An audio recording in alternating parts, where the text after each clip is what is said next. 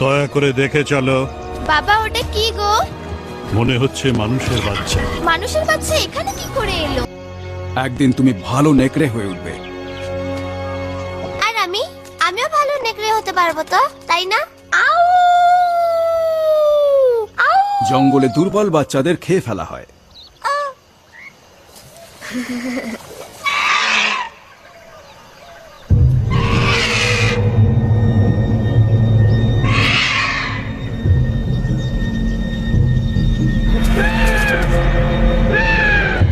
Mowgli, আমার পেছনে এসো।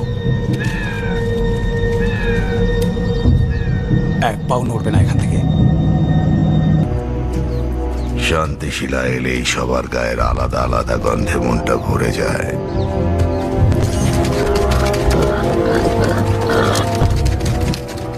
কিন্তু আজকে যেই গন্ধটা পাচ্ছি সেটা বেশ আলাদা। কিসের গন্ধ? যেটা আমার নাকের রোমগুলো খাড়া হয়ে উঠছে। আমার কেমন যেন মনে হচ্ছে এই গন্ধটা একটা মানুষের বাচ্চা। মোগলি আমার দলের সদস্য শের খান। মোগলি নামকরণ হয়ে গেছে দেখছি। আজকাল আবার দেখছি জঙ্গলে আমরা মানুষদের দত্তক নিচ্ছি। ও নিতান্তই শিশু। আমার এই পোড়ামুখটা তোমায় কি মনে করিয়ে দেয় না যে মানুষ কি করতে পারে?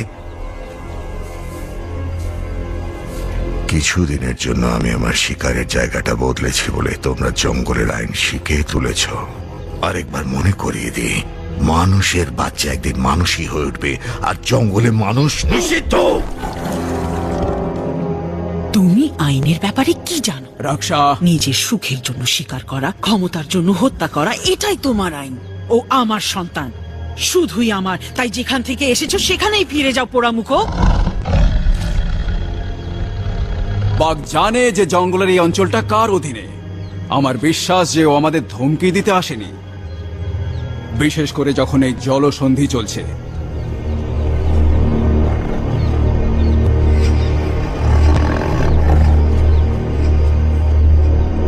না, যে আইন আমাদের রক্ষা করার জন্য বানানো হয়েছে তাকে আমি শ্রদ্ধা করি, কিন্তু একটা কথা মনে রেখো, পরিবর্তন প্রকৃতির ধর্ম। বর্ষাকালও আসবে, নদীর জলও বাড়বে, শান্তিশিলা জলে ডুবে যাবে, শেষ হবে জলসন্ধি।